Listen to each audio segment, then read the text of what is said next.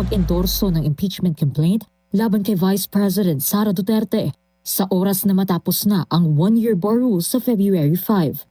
At dahil isang taon na ang nakalipas simula nang ma-impeach ang bise, maaari raw gamitin sa refiled complaints ang mga panibagong impormasyon na isiniwalat ni Ramil Madriaga na umano'y dating bagman ni VP Sara. Handa tayong mag-endorse at maaaring madagdagan pa yung mga lalamanin ng complaint given na may mga bagong impormasyon na lumabas.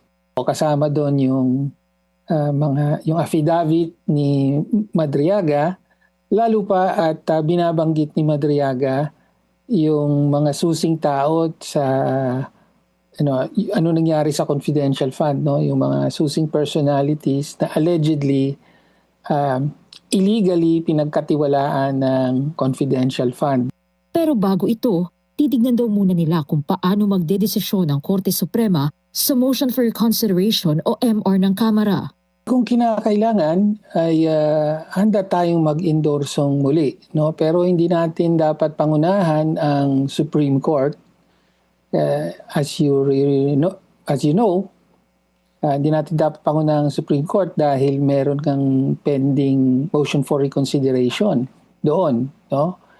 At kung magbabago ng posisyon ng Supreme Court ay magtutuloy na ang impeachment trial sa Senado. So hindi na kailangan ng pag-refile. Matatandaang nagsumite ng MR ang Kamara para i-reverse ang desisyon ng SC na ideklarang unconstitutional ang Articles of Impeachment laban sa VP. Kaya umaasa raw ang Makabayan Bloc na ma-resolve ito bago pa mag-February 5. Darating tayo ron. No? Wait and see muna tayo kung ano mangyayari dito sa Supreme Court case.